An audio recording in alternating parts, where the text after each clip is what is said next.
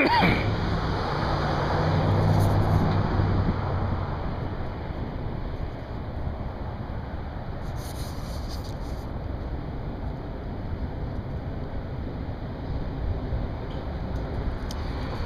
was talking to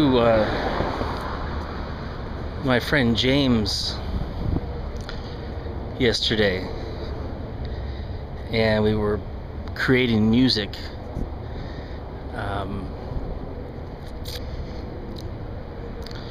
My friend James was on guitar and I was on keyboards, and there was a guy, Mike, I had just met, and it was phenomenal. We started playing this kind of Baroque, dark, Gothic, synth-laden piece that I just developed lyrics to suddenly, about a dragon. And James lives right on Lake Merritt, literally right across the street from Lake Merritt, in a beautiful apartment, beautiful area in Oakland.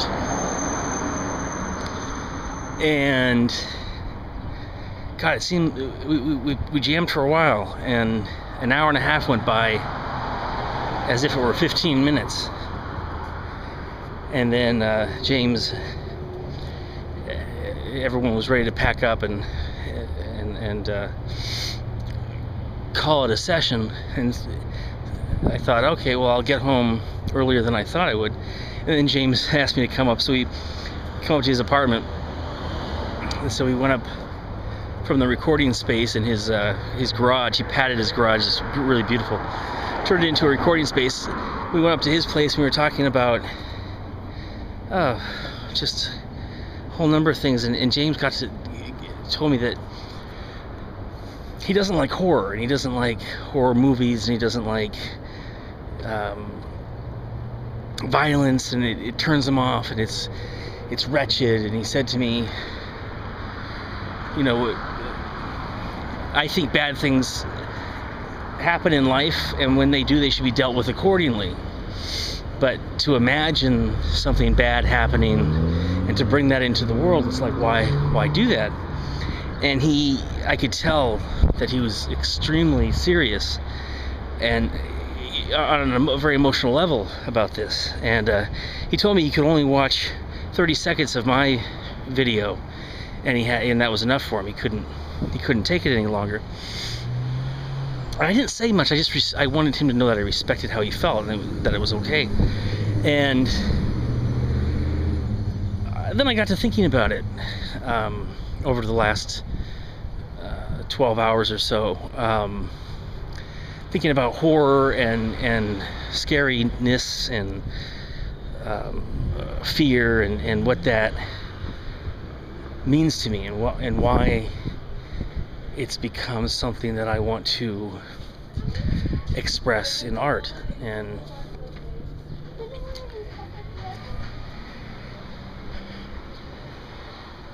it's not always easy to explain, but it's something that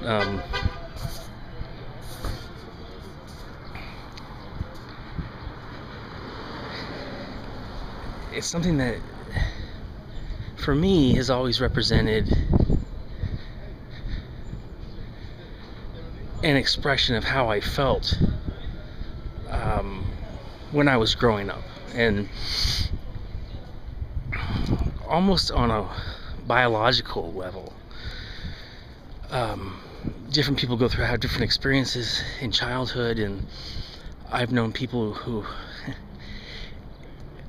had it worse than me, and I had my experiences, and I just remember watching horror films and my imagination just running away, and being terrified of horror films, but being enthralled at the same time. And as a subset, as a different, besides that, not because of the horror films, just because of who I was biologically, physiologically, my hardwiring, things would make me anxious and nervous. And I was diagnosed with diabetes at the age of 9, and whether it would be a low blood sugar suddenly that would be very heavy and emotional for me, or I would just get worked up over the slightest thing. It was always this feeling of uncertainty and fear that something a big dark force could come and take us away. And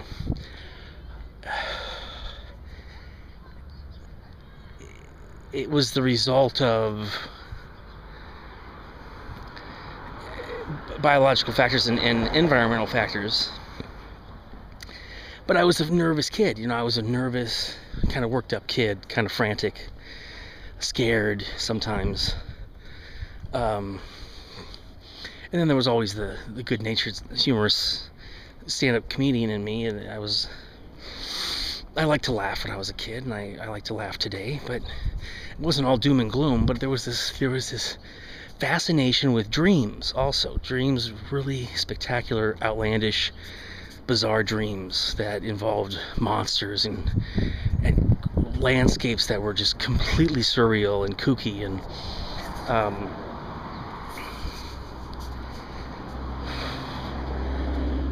And I just got to thinking, well, to elaborate a little bit more on that, my dreams have influenced me more than any horror film ever could. And my imagining of what that horror film was like, even though I was scared to see it as a kid, was much more interesting than the horror film really turned out to be. I remember being freaked out at one of the Friday the 13th Part 3 or 4, and like hiding in the backyard, and I was imagining this place and this thing that was 10 times more powerful than what the movie actually was and what was actually happening. So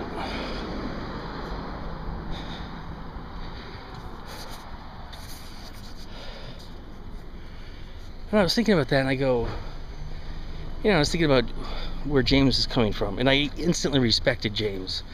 I didn't want to debate him about his feelings or why he felt that way. It would be like debating somebody because they're white, or debating somebody because they're brown-skinned, or debating somebody because they are born in Texas, or it's just who he is as a person. And I totally respected that. And you can tell he was like, I don't want anything to do with horror. I don't need it in my life. And the sensitive part of me kind of thought, well, why do I need it in my life? In a way, there's something in me that kind of goes, am I being steered in the wrong direction? I was thinking these thoughts about being steered in the wrong direction, and should I take a different course, and what do I really want? And lo and behold, I just know the answer is you get out what you put in. And sometimes you put in so much and only a teaspoon comes out. You just put in everything, all your energy.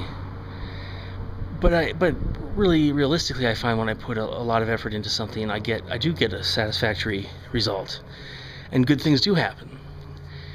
And I'll always say that if I feel a lack of progress or a lack of being able to move forward in making motion pictures, it will be because of how I feel in the circumstances of what I'm not doing as opposed to what I am doing.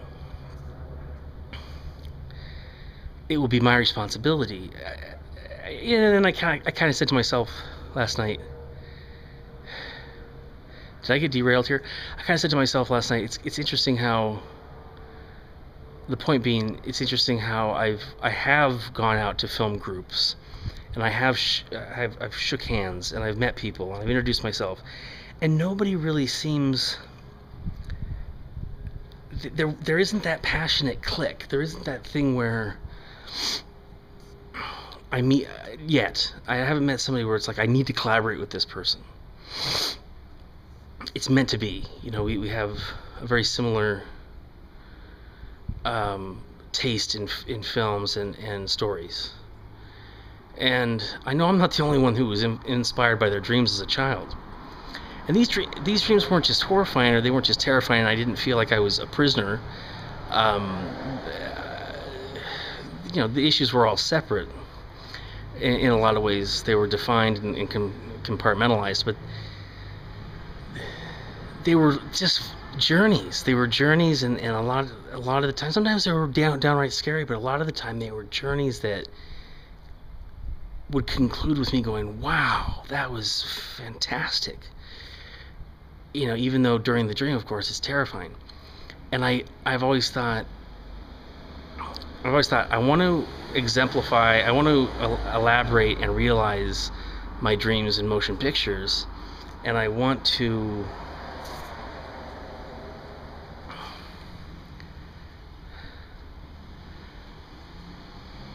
I'm enthralled by creating and being whimsical and developing that expression and really deriving and creating an entire world that has feeling and substance. And I thought about, in relationship to what James said, I thought about Stephen King, and I thought about H.P. Lovecraft, I thought about, you know, you name it, Ken Russell, and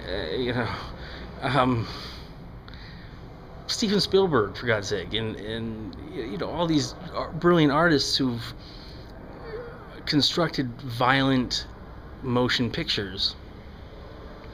And we don't look at Steven Spielberg and go, well, you know, we don't think that Steven Spielberg is rotten for creating Schindler's List. We recognize that Schindler's List is very important, and the horror that the Holocaust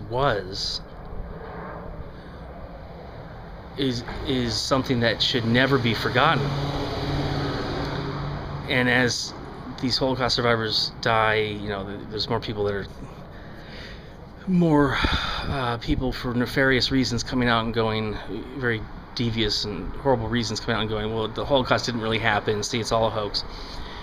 And so there's an expression of horror, and it's beautiful in that memory, in the memory of preserving that memory for humanity to never forget. But on the other, but also John Carpenter. I think John Carpenter's a hero. You know, I don't look at John Carpenter as I think John Carpenter's a hero because he puts into motion pictures the type of creepy and surreal feeling that I thrived upon and was highly influenced by in my own dreams and my own feelings as a child. You know, if it had been only depressing, then, well, I probably wouldn't have. Things would just be completely different. I might not have attended film school. I might not have done a lot of things. But it wasn't. It was, my childhood was bright and sunshiny and colorful, and it was Disneyland especially compared to what other people have gone through. But I myself, in my own nature, had this propensity to, you know, partly environmentally influenced, catastrophize and wonder if, you know, there are vampire, blood-sucking zombies who are going to eat us all, and if a virus could get out of control and kill us all instantly, and if, you know, there are invisible monsters in the forest waiting to get us. It just, when you're a child, that kind of, you know, or even such, it wasn't always horrifying. It was like, are there strange creatures, mysterious creatures that we can't define, that live in the forest, that are by our family cabin, and they come out at night, and their secrets are so creepy looking, and their secrets are so well kept that to see one is to be astonished and rendered speechless. And what were all those astronauts floating in the trees, in the redwood trees? And why did I hallucinate a vivid portrait of Charlie's Angels on the window in the cabin that was streaming neon light through it? And why did I have this vivid rotoscoping cartoon animation of a neon tree in which our German Shepherd got lost, and when he poked his head out of the tree, his head was 10 times larger, and he was smiling at us. And then he jumped into the lake, and everyone was horrified that he jumped into the lake, and there was a sense of loss. And then I woke up. I mean, all that in conjunction with the feelings I had as a child is something that's inspired me phenomenally. It's not just about, and I'm sure James can understand this intellectually. I'm absolutely positive he can. It's not about creating horror and violence in order to be shocking. That of it in itself is an unfortunate thing, because we've all seen movies where there's no other explanation as to why it's happening. It's just simply for shock value. But if you explore a little bit more and you try a little bit harder, you can find movies that are absolutely. I mean, Psycho is just a fucking phenomenal, beautiful piece of work, and it expresses the madness that a lot of human beings have to deal with on a daily basis anyway. So why not describe it in visual context? It helps the collective consciousness. It helps humanity. It helps us understand. If we didn't have motion pictures and novels and paintings of gruesome and strange and bizarre landscapes, we would be living in some kind of totally bizarre oppression that it's almost too painful to even imagine. But there's a duality, and we're living in a duality, and there's good and evil within that duality that we have to we desire to understand, and we desire to embrace, so it doesn't overcome us, doesn't take us down and pull us into the dark water.